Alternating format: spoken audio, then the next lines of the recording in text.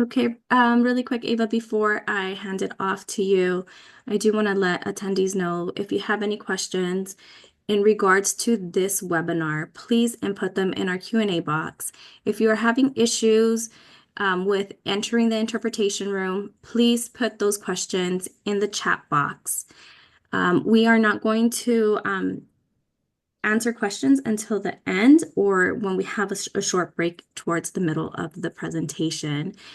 If you have questions regarding our programs, grants, or applications, please contact your assigned program officer. Um, and let's get started. Ava, go ahead. Thank you so much. Thank you, Leslie, and thanks everyone for joining. We're going to start with a quick overview of the items we're going to go through today. So Chris and I are going to start with a quick introductions, and we've separated the rest of the presentation into four main areas. First, we're going to touch on the fundamentals of what makes a quality childcare environment. So we touch on the basics and what those quality items are going to be when you're looking at changing, using your grants, and remodeling your centers. After that, we're going to go through improvements, and we're going to look at three categories, starting from smaller changes, family daycare centers, smaller changes to centers. Then we're going to cover larger scale changes, and then we're going to touch on remodeling for quality items. After that, we're going to touch on play areas, surfacing, requirements, best practices, and we're going to end with some slides on health, climate, and resiliency. After that, we're going to open up for questions again, but in the middle between fundamentals and improvements, we're going to have another pause. And if there are questions about the fundamentals, please let us know in the chat. So I'm going to hand it over to Chris.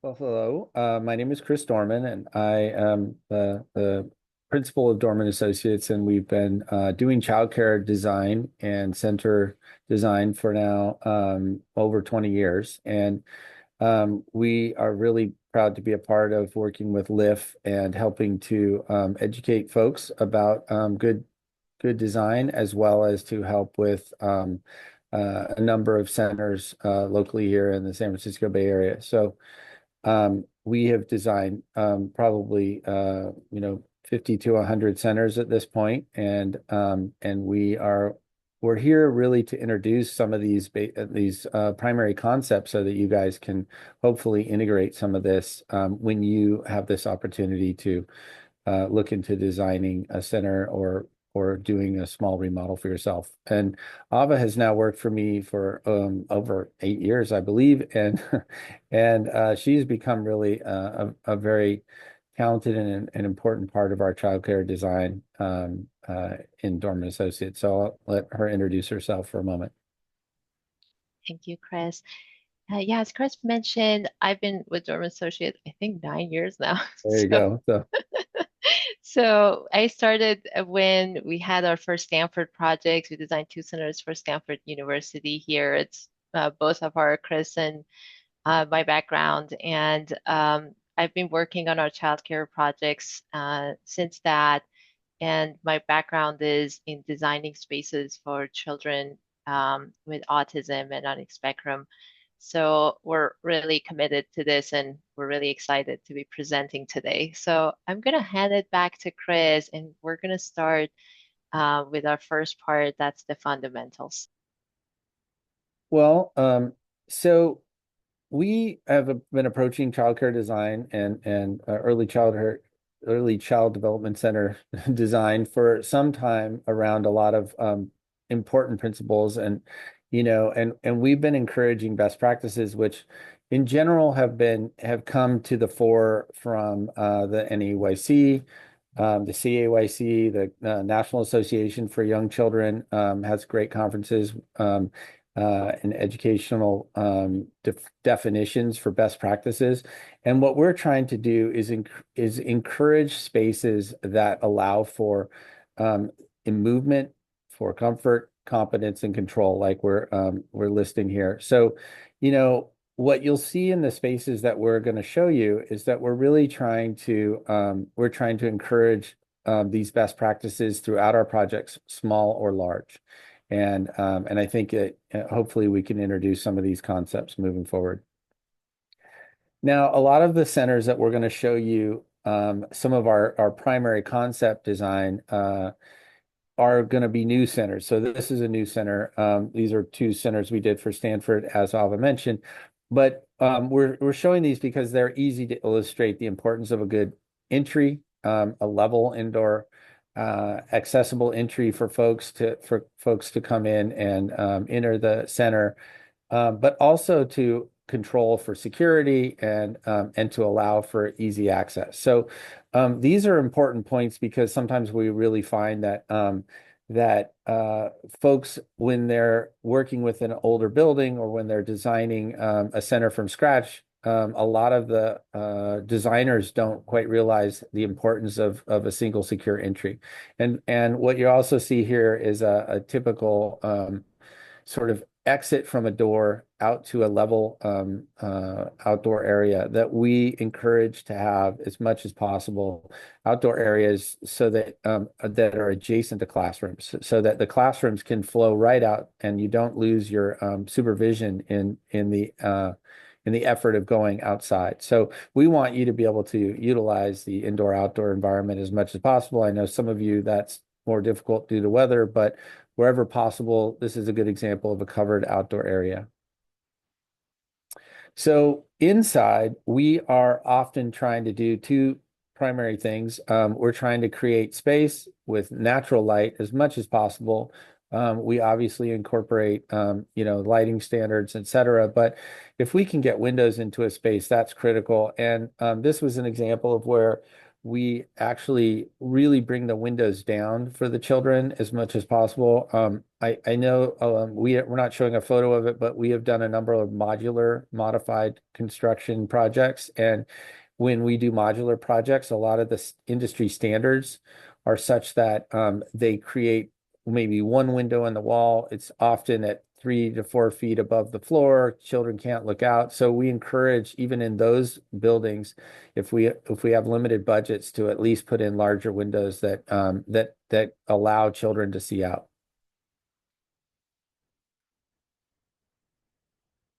So some ideas for basic interior concepts that we have been working with throughout the years.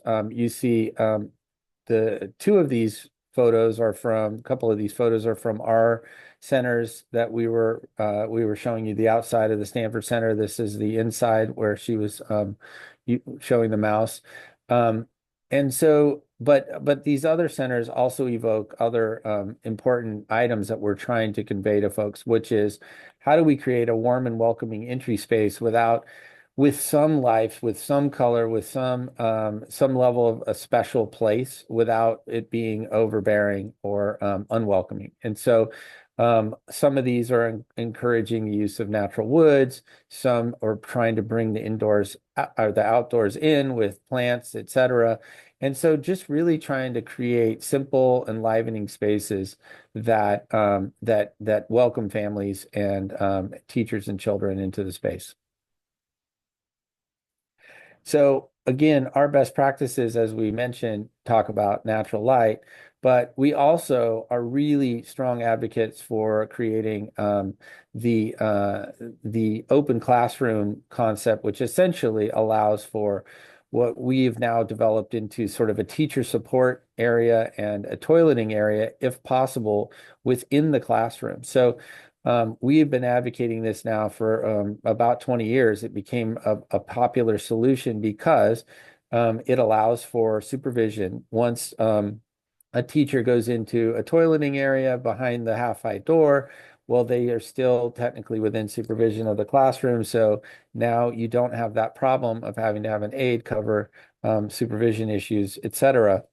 So if you have to take a child to the bathroom outside the classroom. So what we've done is we've tried to say, well, in most classrooms, we have a certain amount of cabinetry for food prep or for just bottle prep or any kind of items that you might have, whether it's infants and toddlers or preschoolers. And so we've tried to put as many cabinets as we can. We've tried to make these open spaces. Each one is customized to the client that we have. Some want fridges, some don't. Some want dishwashers, some want other things. So those get customized, but nonetheless, this allows us to share those spaces between two classrooms at times if, again, if budget is an issue. So as you saw, a lot of our classrooms have colors, but they're not really bright colors. They're very muted colors, and they're intended to be sort of fun. A lot of times we generate color schemes that are specific to the age group of the classroom, so that infants and toddlers on the upper left corner had sort of a yellowish, greenish color scheme, and then they move maybe to a toddler classroom that's orange, and then they move to a preschool classroom that's got sort of pink and greens. And so then they kind of identify with these color schemes as they get older. And then this is a good example of toileting areas that have different age groups. Some have maybe one small toilet, others might have two if they're older children. And we always put in diaper changing stations where needed, so that it again is easy for changing children, washing hands. You'll see throughout our images that we have child height sinks, both inside and outside of the classrooms.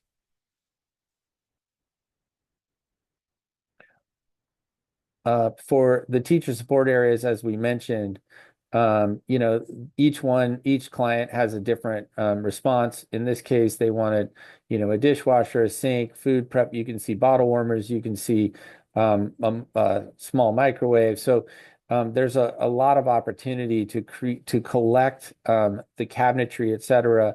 Some of our classrooms have documentation for children activities, so they have small desks that teachers can sit at during nap time. And again, they still maintain their supervision. So we have a lot of opportunities for integrating various important, potential programmatic elements within the classroom without having to leave the classroom. And you'll see that we have a lot of code-related electrical and mechanical systems. So, yeah, I think you can skip to the next one. So, just we understand we're going to be moving fast in this presentation, as you already can tell. We have a lot of information that we want to give you, but I just wanted to make clear that I believe that we'll be sharing this presentation, and therefore, so you'll be able to go back and see some of these things. So I'm not going to be able to explain this entire diagram to you in a short moment, but I want you to get the gist of it, which is this is a diagram that we often use to show our new clients sort of an organizational principle over a classroom design. So the yellow area becomes, say, a primary corridor or an exterior entry point. The parents would transition into a zone that's in the entry. Sometimes there's a cubby area. And then it moves in, and now you've got this classroom that allows for segmentation for various areas. So we have large motor skills, we have science and reading, we have art and eating. We put art and eating next to sinks, a teacher sink for art, a lower sink for children. So there's a lot of integration shown here. Not everybody can integrate all of these things into a classroom, but they give you a sense of what some of the programmatic elements are. And then the darker blue, of course, is the toileting diaper changing station that is shared by both classrooms, as well as the teacher support. Again, you saw pictures of what that looks like. And finally, the big arrows to the outside. So now this building has the opportunity to exit directly outdoors, and that this is kind of our ideal scenario. One entry point on one side, another entry exit point to the play area on the other side, keep separating the parents from the children play if possible. Not always possible, but sometimes if if in a perfect scenario, this tends to work. So So this is kind of what it looks like in 3D in a smaller interior area where we did a center inside of a larger um, office building, where you can see that we have on the left side infant classrooms. Infant classrooms require a nap area, so we back those two areas up in the darker side of the classroom, and then we have a diaper changing and teacher support in the middle that is shared, and then the infant classrooms um, move towards the windows, and of course, there's doors to the outside. I will say that, and then we did the same thing for toddlers. So what we're trying to do is gang the age groups in close proximity, especially when they can share a play area outside. We're not showing the play area here, but they were able to share the play area. But of course, we were able to emphasize infant area on the left side and a larger toddler area on the right side, and then for the play area. And then as the infants get more mobile, they can start to share with the toddler area, and there's kind of like an intermediate zone. My one point of reference on this project was pretty interesting was that again, this is a very tight center in a sense in an urban environment. When you enter where it says entry hall, the director's office is right there. They can interact with the director before they go to their classrooms. Well, I met a parent through a friend some years later, and they talked to me about how we had carved out this little family lounge and that they used it multiple times, and they really appreciated it because after dropping off their kids, they often would spend 15 or 20 minutes talking to the other parents in the family lounge, and they just really appreciated having that little extra space. So it just happened that we had to weigh some of the options of how to use that space, and that's what we decided on, and ultimately it seemed to work out pretty well. So this is another photo of what a final classroom might look like. This is a one of our early classroom projects for Lyft that we did back in 2010. And it's a single classroom, and you can see that they were able to fill it up really comfortably with a lot of segmented spaces using some of the wonderful community playthings and other furnishings that they were able to utilize. But we still have the teacher support and toileting on the left side, many cabinets on upper cabinets above, and then an art sink lower below, and a adult art sink and a kids art sink. So those sinks we found to be really important. And again, another opportunity if you really only have limited funds, that we'll get into that later.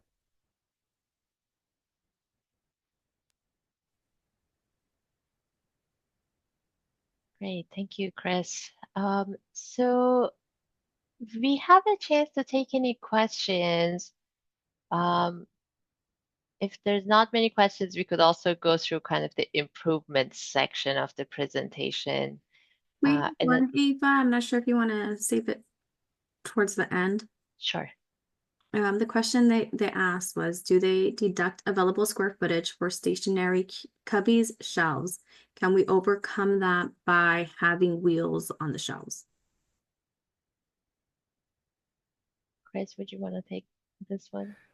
So what we found, and you can jump in here too, but I believe that um, that furnishing, we generally speaking, when we subtract furnishing from our available square footage, we subtract what you're looking at here in this middle picture. We subtract the sinks and the cabinets and everything that's built in. We've had different licensing experiences where they start to subtract some of the more fixed finishes. But I believe that, for example, in this photo, like generally all of this is considered furnishing, and that's in the middle of the photo and would not be subtracted.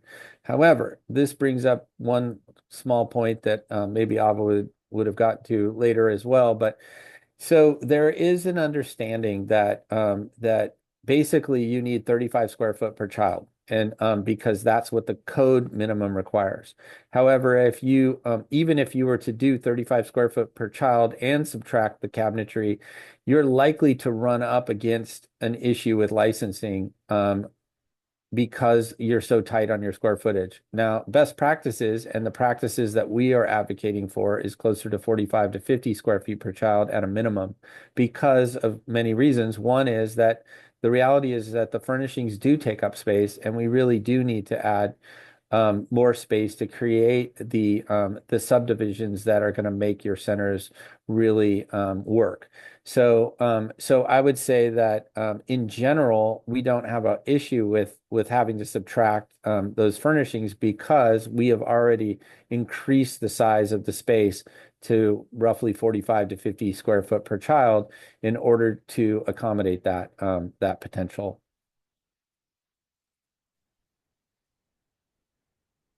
Thank you, Chris.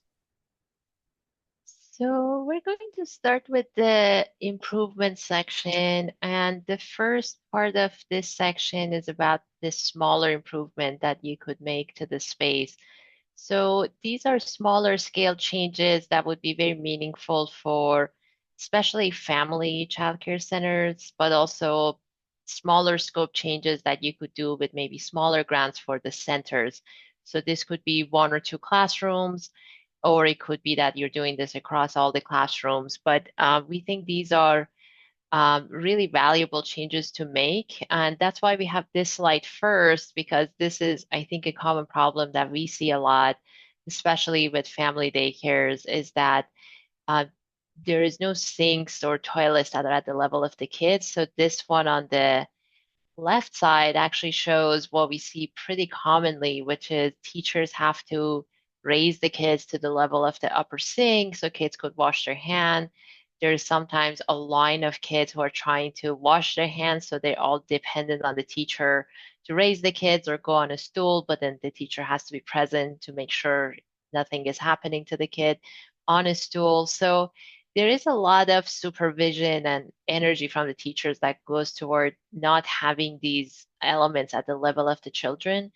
It also really starts affecting their independence in the classroom because, as Chris mentioned, we start having these areas in the classrooms for arts, for dining, for STEM programs as the kids get older. And if they have this ability to go wash their own hands and use the toilet with this teacher supervision, but the teacher doesn't have to go wash every child's hand, that does make a big difference in how the classroom starts functioning. So this is something we have done for example, infants and toddlers, where there is the same sink as the upper sink that's much smaller. It's usually between 18 to 20 inches. And then as the kids get older to preschool level, we go all the way to 22, 24 inches.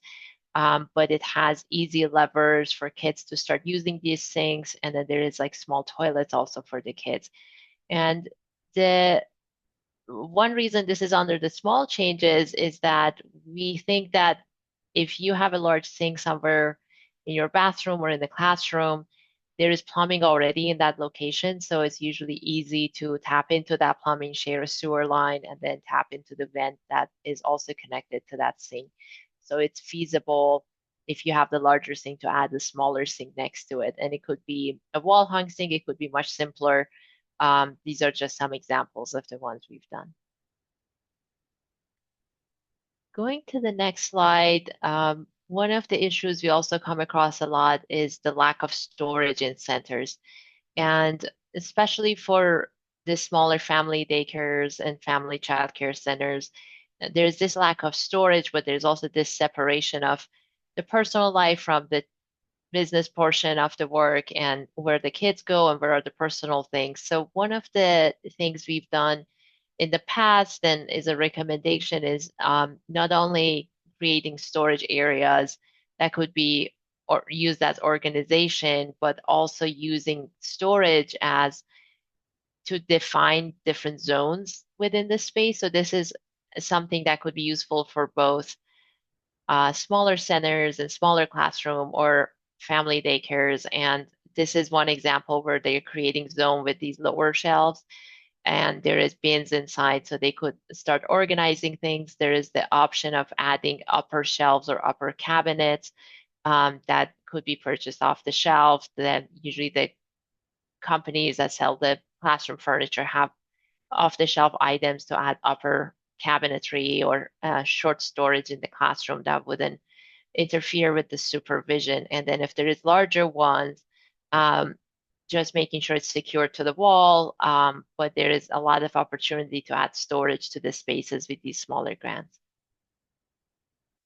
The other item we want to touch on is the appliances. So some of you may have the smaller grants. I know there are people from different areas that are have applied for different grants. One option is to use these for your old appliances, and you may have an old fridge or a dishwasher and looking to buy newer ones. And this is a slide that we borrowed from another presentation from Elevate team that they've done for Live. And you will see the reference to their slides when we're using the reference to theirs. But the basic items you want to touch on is look for the Energy Star. Those are high performing. They have lower energy consumption. If you're buying new dishwasher, clothes washer, just making sure they have sanitized cycle on them. So these could be residential grade, but usually on the information sheet, it calls out if they have a sanitized cycle, which means they go to much higher temperatures, and that reaches the requirement for licensing that things need to be sanitized. And the other items you will see about like maintenance and cleaning of dryers, refrigerators here. So I think we already shared these slides in the chat, and then you will have access to them. So these are good references to come back to and look at these when it's time to go and order these appliances. And then we have shades, which is another improvement that could be made somewhat easily and inexpensively to existing spaces. So here we have a quick diagram of a 1% shade versus a 3% versus like a 5% shade. And if you're in an area that's hotter, I know some people are joining from Houston, um, probably looking more at the 1% or the 3%. If you're in an area where it's more shady, I know some people joining from Oregon, I think you would be maybe looking at 3 or 5%. So those are all about how much sun blocking you need. And those percentages are how much opening there is within a given square inch of the shade. Here's an example of these shades installed. So our recommendation usually has been, and what we do on our projects is look for shades on the side where you get the sun. So that would help with the nap time. It could be 1% or 3%, but it would be good also to look for shades that have some level of sound blocking to them. Sometimes that's an option. The other option to look for, if you have the option as you're looking, is to look for shades that have no PVC content in the fabric of the shade. So that usually becomes really important because it does affect the air quality within the room. Also, it's not a very healthy material to come into contact with for children. So if you have the option to look for something that doesn't have PVC and has some level of sound absorption to it, those are better options. But even adding just the basic level of shade usually makes a big difference for also climate control. One other item that we are now doing a lot on our projects, and this is the photo on the right, is if we have windows or doors that have lights in them, or windows next to the doors, or windows openings in the doors, um, we look to add blackout shades, which means it's a shade that 100% solid, and basically instead of the 1%, it's 0%. So it has zero light transmitted through it. And this small pocket you see above the door here in this location is what the blackout shade is, for example, in this center. And what it does is with closing this in, you could go into a lockdown for if there is an intruder or there is practice runs for um, alarm situations. So that's a security item we've started adding to our new centers.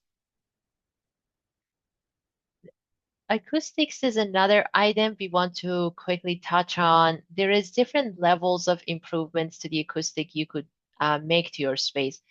If you have the opportunity to add a drop ceiling in an area, this could be a center mainly, but maybe it's one small area or a classroom. These usually have the highest level of what we say to look for, which is the NRC. And when you look for panels, look at NRC of zero point 0.8 or higher. So anything from zero point 0.8, 0.85, 0.90, usually those are options that are available um, commercially, and those really create the best sound absorption in the room. If you don't have the option of adding a whole new drop ceiling, you could look at adding these panels. So Tectum produces some. Bow is another company that has some of these. They could come in different paints, finishes, and shapes, but you could also paint them in the field, usually up to 5 or 6 times without losing the acoustic capabilities of them. Another option is using these baffles, as they call them, and these are also helpful if you have a lot of systems running. Uh, Also, if you have sprinkler heads existing in the space where you may need to distance things and then drop the sprinkler head down. So this is just a reference sheet. There are some manufacturers that we have used before, but you could also look for other manufacturers. But really, the most important thing is aiming for an NRC of zero point 0.8 or higher. Another option for the walls is that you could look at adding wall panels that could also be pinnable and used for teachers. So these are, again, 3 options that we've added here. And again, these are 3 different manufacturers. As an example, you could look at other manufacturers. The main option to look for, if you look at a panel that goes maybe more as a decorative element, is that if you could add wall panels closer to where the ceiling is, so the very top of the walls, that's where you will get the best benefit out of these. So even if you have it more like the boards, just continuing one that goes all the way to hit that intersection of the ceiling and the wall, that usually creates a really big difference, because that's where most of the reflection of the sound happens, on those corners. So if you have a lot of sheetrock on those corners, the reflection starts happening more. And I think there is this issue sometimes you walk into some classrooms, there is a lot of reverberation in the space. So that's usually if you have an issue of, people talking, but it echoes a lot, or there's a lot of muffling of the sound in your space, that usually means there's a very long reverberation time. And if you have that issue, adding panels in the ceilings, but also on the walls very close to the ceilings, could really help bring that reverberation time down. And that would in turn increase speech clarity, and it could make the talking and hearing it um, much more um, much more clear, especially for children. So we're going to go into the next level of improvement, which is slightly larger scale items. And these could be maybe more costly changes for maybe family daycares and smaller centers, or it could be changes that you make to multiple classrooms, to an existing center. Again, we're going to touch on some things that would be helpful when you're looking at how to spend your grant and work to target if you have some of these issues. So the first item we have on this list is lighting. And lighting is has really changed recently with the really how far the LEDs have come. It used to be that there was a lot of fluorescent lights or different types of lighting in the spaces, and we're seeing a big changes if you have those older lights, like aiming for LEDs. They're much more efficient in terms of your energy use, but there is now a lot of options to choose in terms of the colors and the quality of the light and the shapes of the light. So this light here is to give some guideline.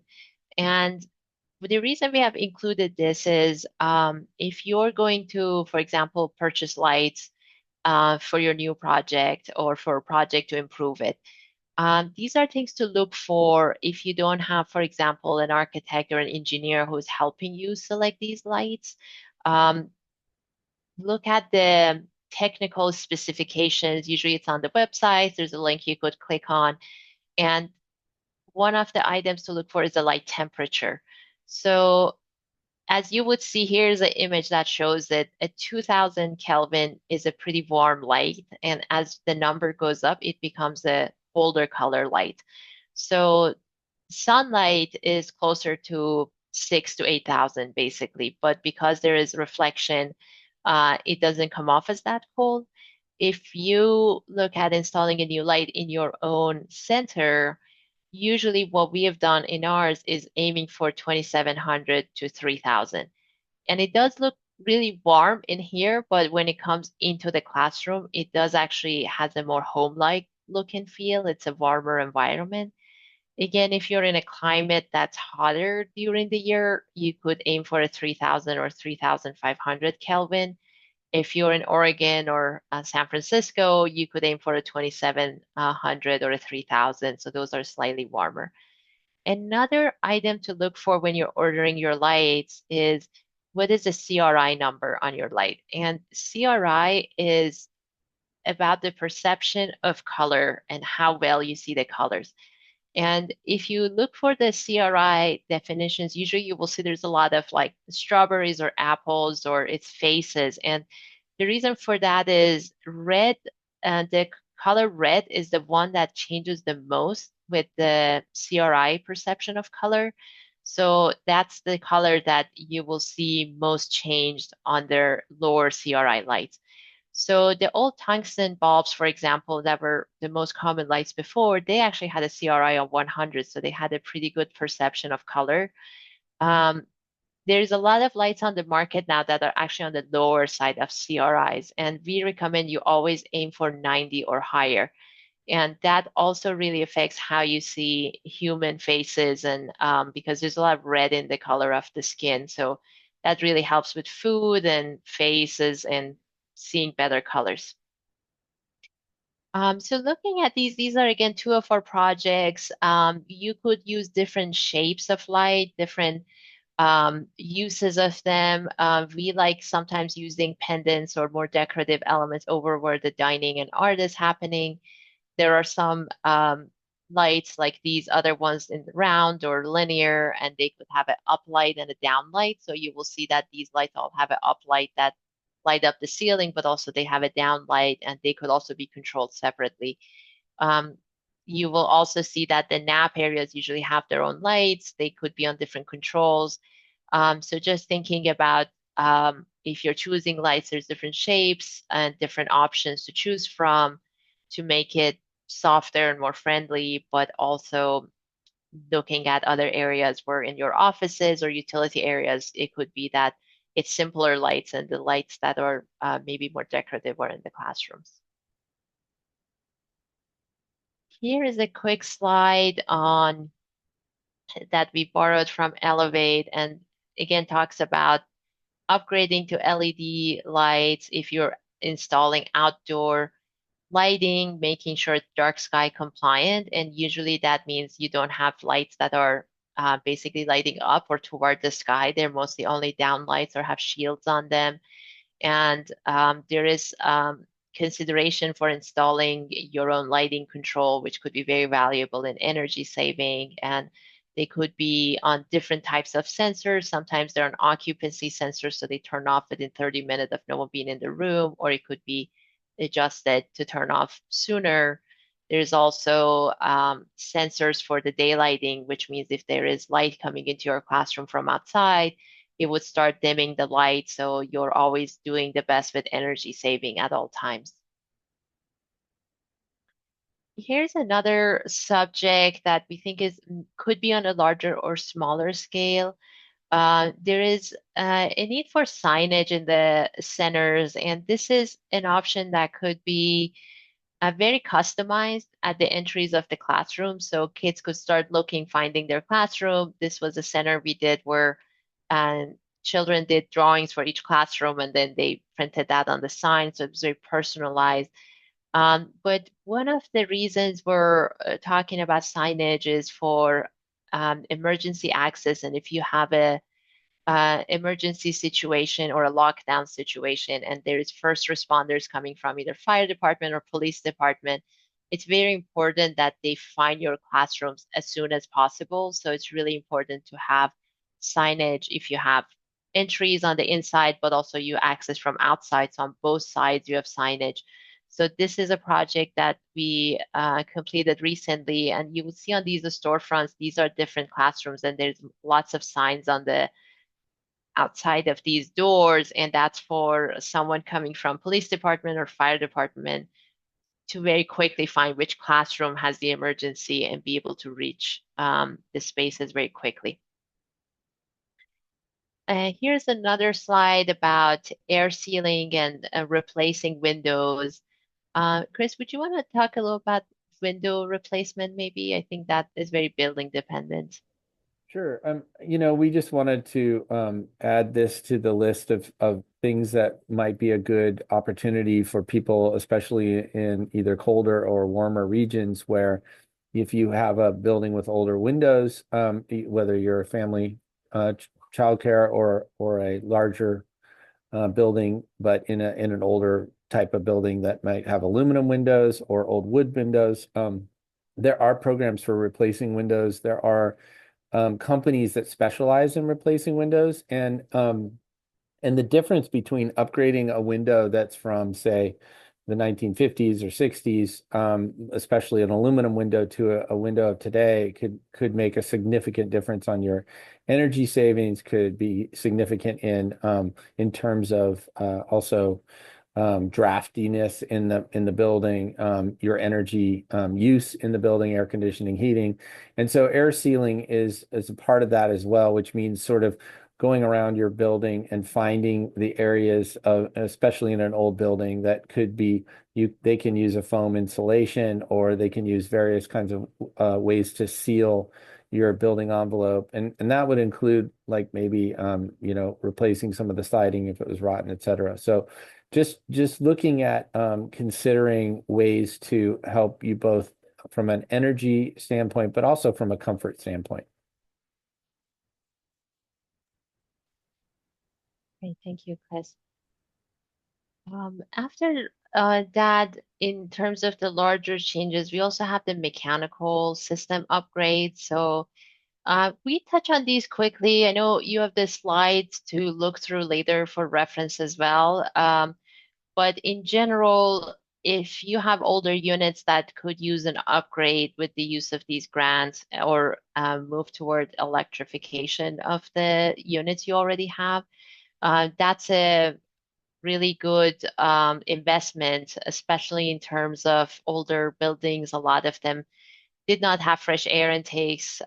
They had basically just a recirculating air, and the air starts to become very stale. There were filtration issues with the air. So installing newer system or bringing fresh air and adding it to the existing system you have, those are really good changes that could really increase the air quality indoors. And one of the recommendations that came from that Elevate presentation is that if you have the option to change your current system to a heat pump, that's something they recommended, and we've done on our projects that are on the smaller scale. On larger scales, you basically use the same fundamentals of this, but it could be through a fan cool system, or you may have more of a centralized boiler chiller that you're drawing from. But in general, the beauty of the heat pump is that it could be fully electric, and you could have both heating and cooling from the heat pump. So it's basically using a compressor, and then um, there's a condensing and an evaporating happening on either side that could be reversed depending on if you're in summer or winter. And that really is what makes it very flexible. And you could install units that only does the air exchange, and then you have a heat pump that basically just conditions that air, or you could bring fresh air into your heat pump system and then do a combined system, which could be more complicated. But if you're installing a fully new system, it could be also more efficient. Here's a quick slide on the filters. So there's two things about filters that we want to touch on. If you have an existing unit that you're trying to increase the filtration on. Um, it's a good idea to talk to a mechanical engineer or installer to make sure your system actually does support going to higher filter systems because basically what it does is the motor of your system needs to work more to draw the air in to push through the filter. So it could be that it's not recommended for an older system. But if you are looking at improving or investing in a new mechanical system, or you want to basically put in a new system to increase the filtration, um, MERV 13 used to be what was recommended. Now it's become minimum code in California. It's probably going to become minimum code in other places going forward as well. So the more MERV number you go up, the better the filtration is. So MERV 13 usually is one that is very effective. One option that we always recommend is if you're doing a remodel or if you're under construction, you're going to have a new building or a large remodel where there would be a lot of activities happening in your rooms and you have a mechanical system, is to put a MERV 8 filter while the construction is happening. So if anyone turns on your system during construction, there's a MERV 8 on it. And then after you're done with construction, change all those filters out, put in new MERV 13 filters in. So that really, again, does help with your um, quality of air on the indoor to not have any of those residual construction time pollutants to be introduced into your interior space. So we're going to talk about the remodels for quality, and this one is a project that we finished last year, and this project is one that started with this image you see on the top left. So this was a one-room space. It actually used to be, um, so this stage used to be like an altar of a small kind of chapel, and this used to be the chapel, and those used to be um, the kind of back of the house areas that later they had turned into a small kitchen, and then there was a bathroom on the back side of this one. So this was a center where teachers had kind of these dark back room spaces. They didn't have supervision to the classroom, and there was also this step here that was in the middle of the classroom. So one of the things we started doing for this center was that they already had these elements of these archways because this was an old historic building here in San Francisco. And we introduced this option of moving this wall forward and giving them better this kind of kitchenette and toilet diaper areas and introducing this kind of arch element back into the design here. So this is a look at during construction at the same wall where this wall has moved forward, and then we've opened up this kitchen and bathroom area so teachers have supervision. We've also added a lot of cabinetry for them. So these are during construction. This was one of the renderings we did, and this is when they were actually putting the tiles in, putting all these cabinets in. And this is again towards the end of the construction. They're still bringing in these countertops here, but you will see that we've added a child level sink. We added sinks for teachers within the classroom. They have more storage space and really opened up the space where teachers have supervision. They have better access. And we also removed the step here, so they have one large uniform space to use. So this is an example of how we could spend those dollars if we could make a larger change. That would be a more of a quality indicator change. And this is again something that is a larger change. You need a general contractor to come in, probably need some design help for permitting, but it does create a really big difference if you do this across a few classrooms. So if you have those plumbings that are adjacent to the classrooms, you could connect those, open up a few walls, and really make a big difference in this space.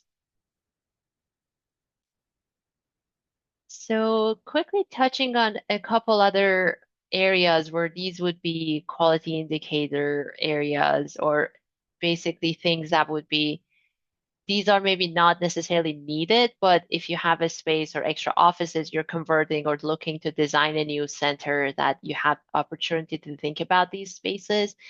And these are the tinkering spaces, the flex spaces. We have like art therapy rooms that have sinks in them for kids and teachers. There's flex areas where they could be as destinations that teachers could go with children from different classrooms. You have to make sure it works for licensing and is licensable, but those are opportunities to create these other spaces that are not classrooms or office spaces, but are spaces that could bring quality.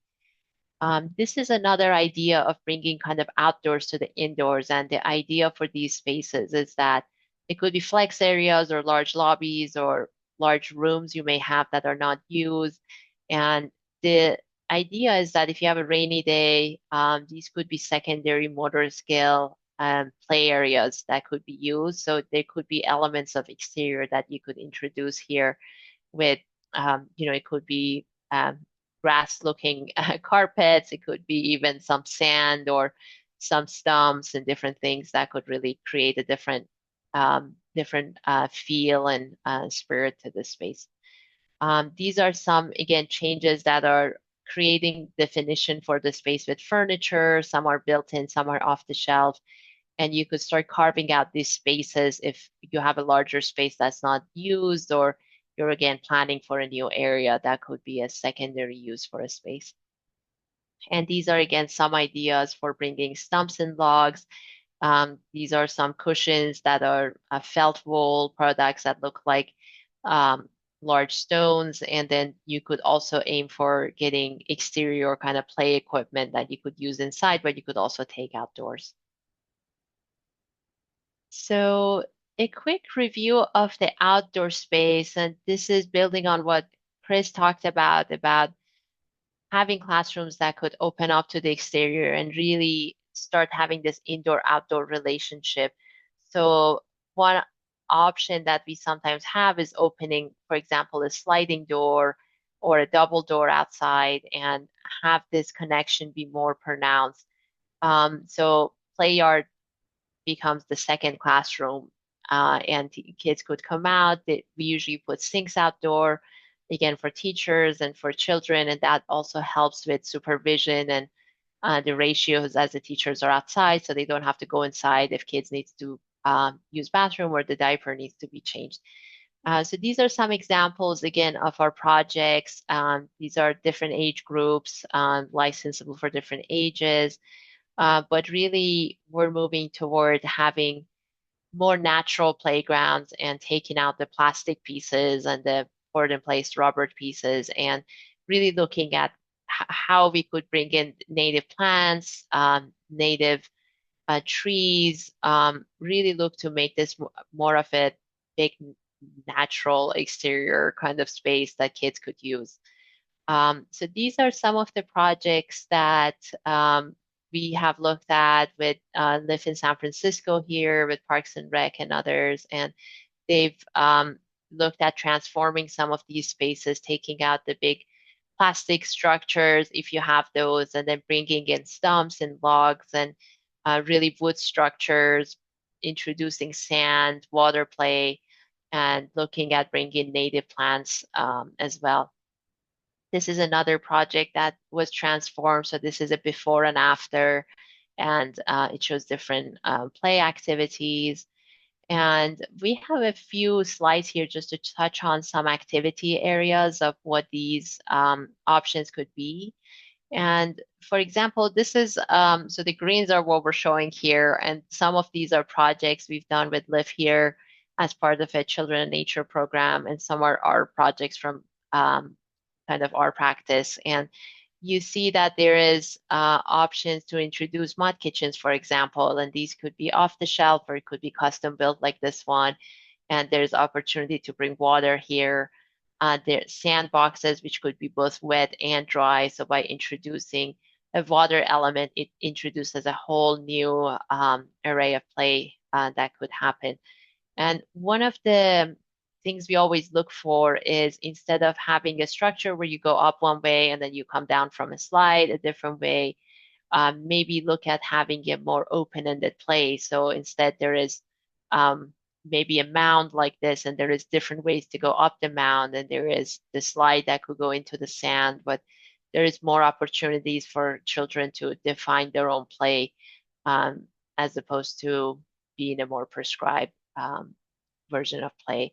And these are some Hudson little house elements again as introduction to those elements.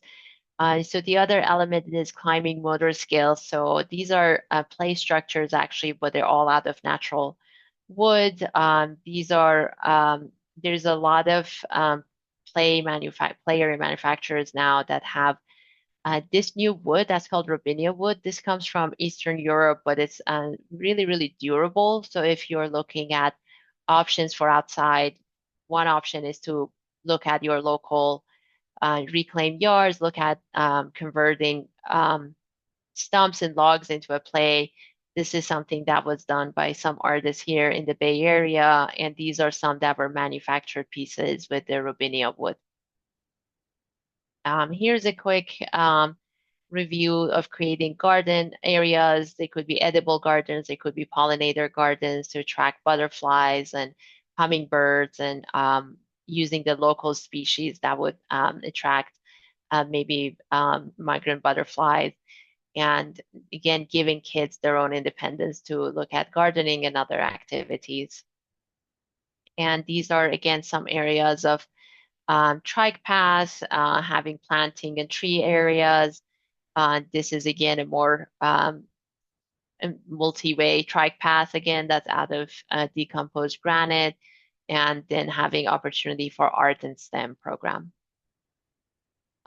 We wanted to do a quick review of the materials you could use for your play area. And one of the materials we look at very often is turf. And this is a slide that you could study later that talks about turf, but really the issue we have with turf is the padding that usually goes under the turf, but also sometimes the plastic that goes into creating the turf itself are byproducts or basically end of life tires that get transformed into this material that they call it crumb rubber. So crumb rubber is a post kind of um, industrialized recycled material, which is great if it's a soccer field, but if you're putting in a playground, really it brings in all those metals and hazardous materials that are used in the tire, but also picked up by the tires on the roads and everywhere.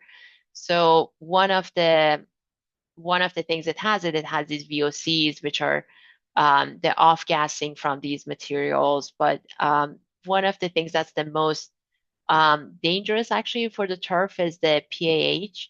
And PAH is a group of persistent organic pollutants that can be found in artificial turf. It's really a byproduct of the recycling of the old tires. And it does have a lot of negatives attached to it. It's a known carcinogen, but it's also an endocrine disruptor, which we're learning more and more about. And it does affect the hormonal growth, especially in children. So this is one reason we're not usually recommending turf as an option if you're remodeling your outdoor and play area.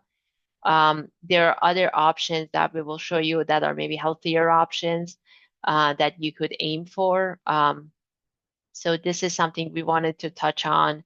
The other issues the turf usually has is that it does get hot under the sun, again, because this is a dark underlayment to it.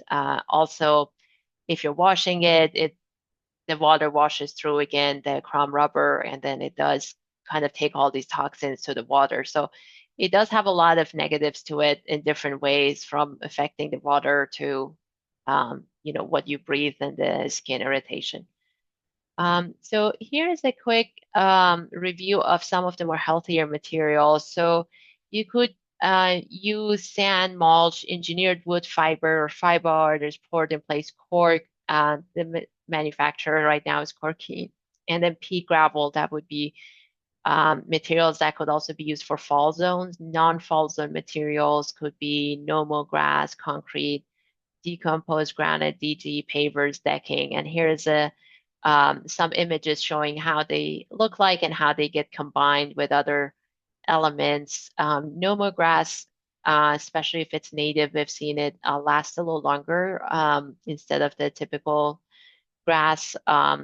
It does have a longer, it's longer and it kind of behaves differently. So it lasts usually a little longer than the typical grass, and kids really like it. And here is the Corkine introduction. This is a material we've started using here in the Bay Area on our lift projects. And it's very similar to the poured in place rubber, but instead of rubber particulates, it has the cork, and even the underlayment of it that the rubber, poured in place rubber products use, again, the chrome rubber actually as the underlayment. The cork product uses just larger piece corks instead. But it's done very similar to the way you do poured in place rubber. It's basically traveled in place. And these are some examples from Corking website, which is one of the manufacturers.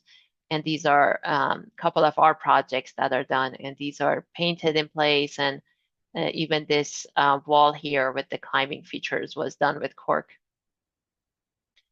Touching on shade for the outdoor, this is one option, especially if you're doing a remodel. It does really help with the sunny days, surfaces not to get hot, but it could also help with rainy days. We have mostly done shade sails on our projects, and it has its own advantages. One of the things we recommend for it is that always aim for the lighter colors so they don't get hot and they have more of a reflectance value. And look into breakaway devices if you're looking, so you could avoid these large posts. So that's something to discuss with whoever is designing it, the manufacturer or your engineer. Another option is these retractable shades that you could buy off the shelf. And there are some of these prefabricated or site-built pergola type items. So some of these have kind of shade sail types on them. Some have panels. This has a corrugated metal on it. We've done some with corrugated kind of translucent plastics. So there is some level of sun coming through. So there's a lot of different options that you could do either with a contractor or look for off-the-shelf products that you could purchase. So this is our last section. We'll touch on this quickly and then go for questions. But in terms of how you could improve, especially in if you're in a hotter area like Houston, how you could improve the indoor human comfort, especially with more passive cooling options. This is also about kind of the level of comfort in the space. So how can you extend the time before that is comfortable before you have to turn on the AC unit? And one of the options is a cross ventilation where you could have it lower windows that will bring in the cool air, and the air as it gets hot, it travels up. It's lighter than the cold air, so it goes up. So you could have higher windows where the hot air leaves the room. And usually you could leave these low opening windows during the night or in the early hours, and then close these and then open the other windows that are higher. And for the natural ventilation, there are these devices sometimes that you could, it's either manual or you could actually program them to open and close automatically if you're doing a new center or a remodel. The other item is the ceiling fan. So anything that creates air movement within the space, it doesn't change the temperature, but it does change the perception of the temperature within the space. And we've seen ceiling fans are very effective to turn on. They use much less electricity before you have to turn on the AC. So these would be some more climate resistant passive cooling systems. The last option, last item we touch on is the color of the building, the exterior of the color of the exterior, but also the color of your roof. These create a really huge difference in the temperature inside. So if you use darker colors, a black roof, darker colored roofs, they actually absorb more than 80% of the heat that they get from the sun. And if it's a light color white roof or what they call the cool roof, could actually reflect sometimes up to 90 to 93% of the light. So it does create an issue where on the inside, the temperatures could be 20 to 40 degrees difference if you have especially if you don't have insulation in the roof or the walls. So the passive cooling really comes to play in especially the hotter climate. You could actually go some days without turning on AC if you make these smaller changes. And here is a guide that we had created for green standards for schools before, for childcare centers. And again, I think we're sharing the slides so you could come to this for different changes. Again, goes from smaller to upgrades to for new centers, and it's uses the LEED and some of the other standards as guidance for best practices.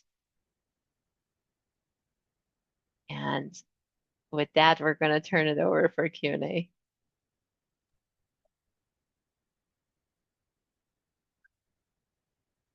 Thank you so much, Ava and Chris. So I have two questions on here. The first one is, for deserts, what would you suggest for natural play spaces in extreme weather? So specifically for outdoor deserts.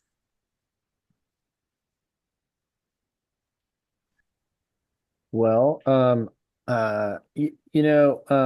number one thing I would recommend is shade. I think shade is a really important aspect to that. Including vertical shade. Sometimes, we're not showing any vertical shades, but shades that come down, in order to help really block the sun. We feel really strongly about sand and other play surfaces, sand, dirt. Probably a lot of the surfaces that you've used now, native grass isn't likely to be growing in the desert. High water plants are probably not going to grow there either. And so I think, we don't have an enormous amount of experience there, but I do think that some of the challenges are the heat on the surfaces, including deck material and cork. So therefore, really trying to create enough shade to protect those surfaces from the sun so that they're not getting too hot. I'm afraid I don't have a lot more to offer for that. Ava, do you have any other thoughts? Those are very good suggestions. I think introducing water has been also really helpful, but we've introduced them with these playground pumps. So it's not something that you could leave open and it's just going on. It kids have to actually pump it. It has a cistern. This is actually one of them that you will see here, but it's a little zoomed out. But there is a little cistern tank below it, so it has a few liters of water in there, and kids have to pump it out. So it still gives them the option for um, the mud play and the wet play, but it's not constantly running. So because that could be potentially an issue if you're in an area where there's not a lot of water that you want to leave outside. So those are some options. And Ava and Chris, can you also let me know if, or the audience know, if these options are also good for areas where it's raining?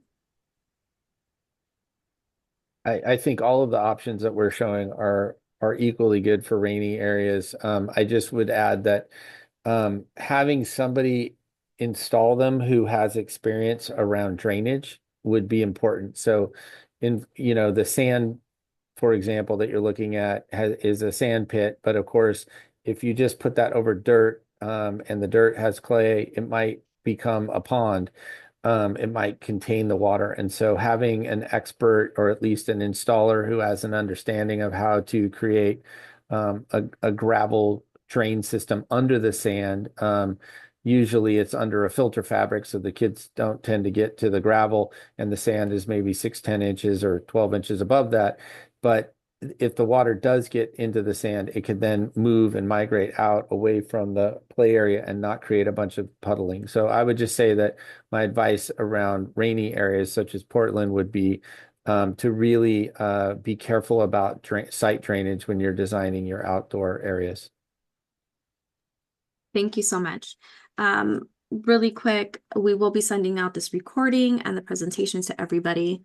If you have any questions, please input them into the Q&A box, and that will help us make sure that we get to your question. One question that I see here is, could you talk about creating playgrounds inside a parking lot, for example, safety measures and what to consider if space is limited? Yeah, that's a good question. We've actually have had many projects where, it was a bank or it's some sort of a retail that then the parking was being converted into the playground.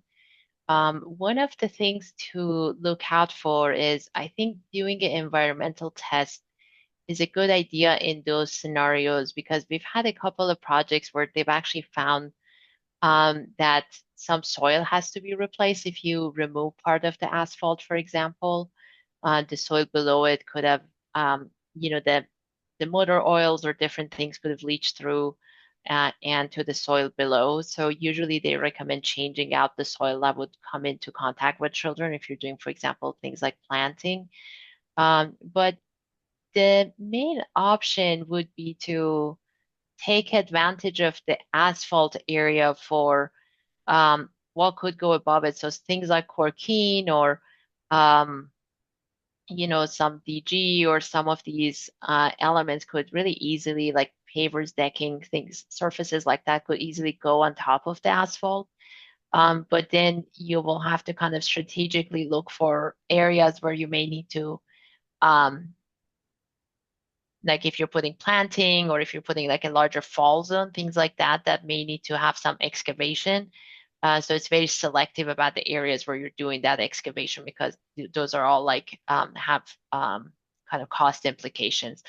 And if you're using some areas for planting or to introduce trees, then really checking that soil, making sure it's healthy soil, usually just safer to bring in new soil for 3 or 4 feet of that area. But the other issue we've had is usually if it was a parking area or a big asphalt area, there's no shade. So looking again to add trees in there to soften it, adding shade structures in there could be very helpful.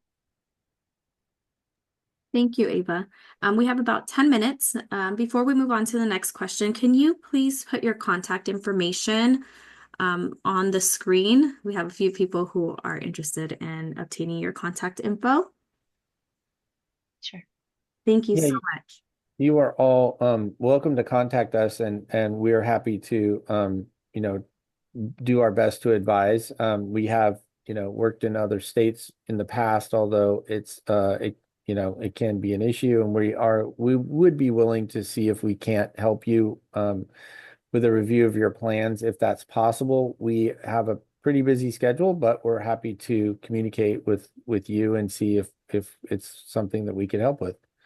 I've seen a couple of the questions. I tried to answer several of them all at once. Um, One question that I know a lot of our providers do have is examples for childcare homes. Is that a question that you can provide in regards to how they can make adjustments for design? So I'll start with that one. So part of the intention of this presentation, we don't do a lot of projects in homes, particularly because a lot of them, don't obviously either A, need a architect or have the budget for that. So what we tried to do in this presentation is to present a number of items that might be possible for you to do in your home. So we recommend that you download the presentation here and I think really look at in terms of your home childcare situation, like what might be applicable to you, whether it's assisting with storage, whether assisting with air quality in terms of a new heating or air system or new windows. All of those items actually are really pertaining to potential items that could be done for family home conditions. And so, it's hard because each house and each project is so unique and different, has their own circumstances. But those are some of the things that we've seen um, work for other people that we've worked with in the past.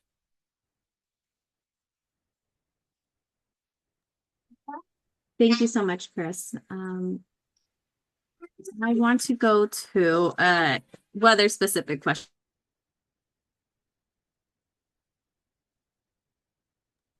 For weather in Houston, can you put outdoor cooling stations, like water and or cool air? I saw that question, and that's a really interesting question to ask because I work also in Mexico at times, and I think humidity can become an issue outside, obviously, because the way to cool, so if you have hot, dry air like in the desert or in Central California, some parts of Oregon, then what you can do is add dampness, add humidity to cool the air down. That's the old version of a swamp cooler where you run air with mists or something like that. So in Mexico, where we're at, sometimes even with the high humidity, they run misters, which I think are becoming more commonplace, and I think those could be a reasonable opportunity rather than say running through the sprinklers, which is also something you could consider if you're adequately equipped. But there's a way where you can get small pipes, and there are little misters, and that you can activate it. And at just adding some mist to the back area, if it's under the cover, could really make a big difference in cooling. So I think both of those ideas are good ideas that locally you might be able to find a reasonable cost to, whether it's somebody who might have done it in another incident. Like, they tend to be popular in restaurants, but on a much simpler level, you might be able to achieve that even using drip irrigation. I'm not sure, but I think both of those solutions are worth pursuing. Yeah, one thing I would add also is um, we did some kind of temperature studies and some research on it, and what we found was um, if you have darker surfaces in the playground, I think a lot of older playgrounds either have those big foam blocks or they have like a mix of poured in place rubber that has those darker particles in it, which are very common because those are actually what makes it very cost effective. So they use it a lot in parks. It's a standard for many actually states. So if you have any darker surfaces, those really start having big temperature differences too if you have a lighter surface. So even if you're using like poured in place rubber, if you look for like the cream color, the beige color, the lighter colors, the surface getting hot really makes a difference under the sun. If you're putting shades, again, look for shade sails that are the whites and the beige and the lighter colors because again, they reflect a portion of the light. So there is a way to also help with looking at what surfaces you have and the colors and just aim for much lighter colors. Other elements, if you have play structures or slides, those also tend to get much hotter if they're darker colors. So we've seen just color does create a difference between something being almost at burning temperature to being actually like not like touchable. So that's also something to look for. Thank you so much. We do have 3 more minutes left. I do want to be mindful of our interpreters' times. I'm going to ask one more question, and then I am going to wrap up with a couple of announcements. Um, One question is, what materials would you recommend for infants? Go ahead and hand that off to you. Sure.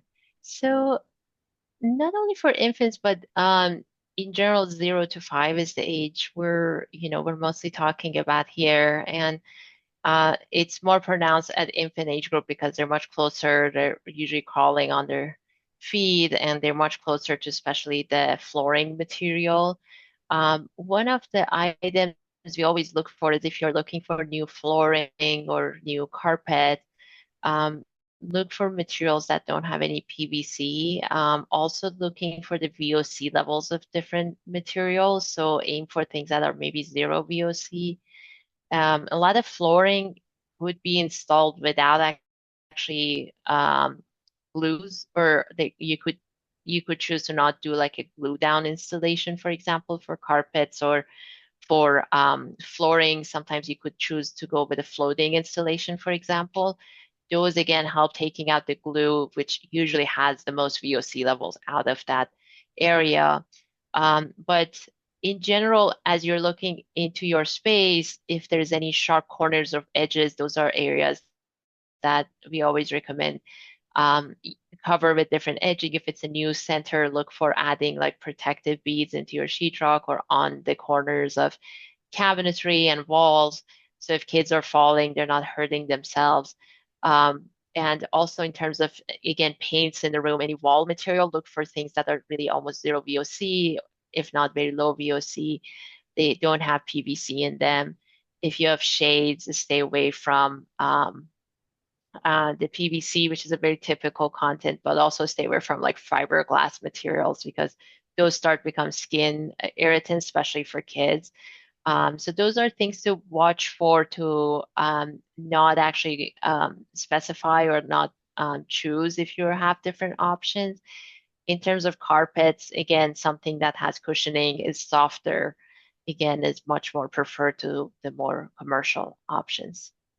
I would re-emphasize one of the things that she mentioned, which is really for infants particularly having rounded edges. So if you do have the opportunity to put um, softened edges, like we all of our new centers, we have bullnose edges on the corners of all of the cabinets that she mentioned and all of the sheetrock. This is we found to be really important. If we don't provide it, we end up with bubble wrap in the centers, just to protect the children's heads as they move around. Those are really important. I think I'm not sure if there's a good picture of that, but nonetheless, it's something that's Yeah, important to we'll look us. for one.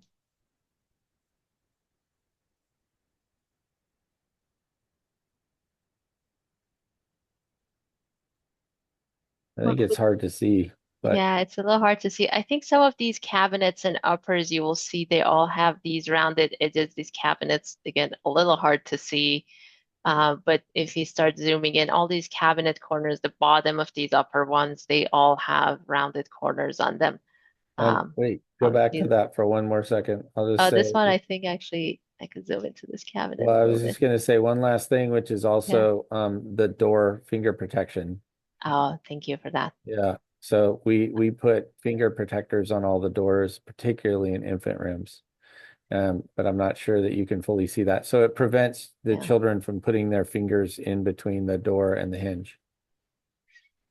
So Yeah, I those think are you see those are an little option here. things that make a difference. Thank you so much. We really appreciate you joining us and providing all this wonderful information. Um, we are at time. I do want to respect our interpreters' time. They will have to jump off. Um, just quick announcement. I will send the presentation and the PowerPoint decks in both English and Spanish. The decks have also been dropped in the chat. If you have any questions, you can reach out to me at capacitybuilding@liftfund.org. My email has been dropped in the chat. I also want to share an upcoming webinar that is going to be held tomorrow. We have three providers that received grants from our IGP program, and they are going to share how they use their grant funds specifically for climate resiliency. So if you're able to join, that would be great. The flyer has been dropped in the chat. Ava or Chris, do you have any closing remarks? No, I want to thank you all for being here and for listening, and hopefully this will prove useful. And you know, we're happy to respond to emails. We try to do that within a few days if you have a meaningful question, and we can see how we can help you. And if there's an opportunity to collaborate, we will let you know and see if there's something that we can be helpful with.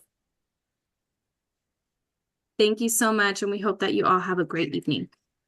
All right. Take care, everybody. Thank you, everyone.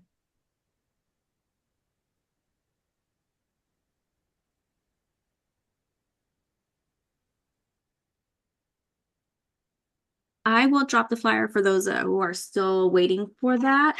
It is going to show as a PDF attachment.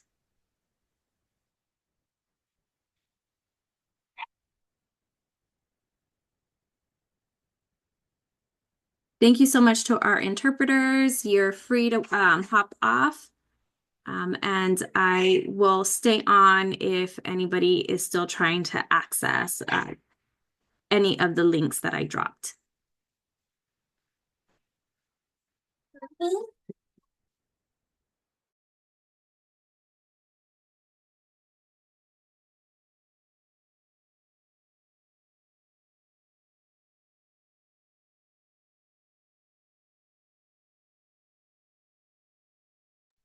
If you are staying on to access the flyer and are having issues accessing the flyer for tomorrow's event, please feel free to drop a question in the chat.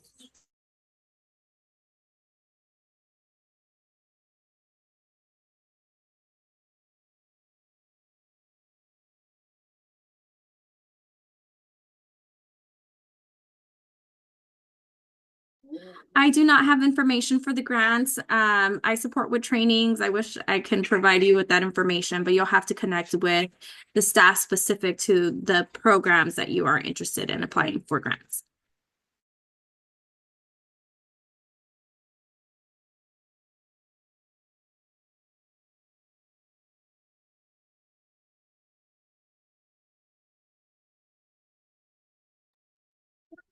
All right, thank you so much, everybody. We hope that you enjoyed this presentation, and I will be sending out the slide deck and recording.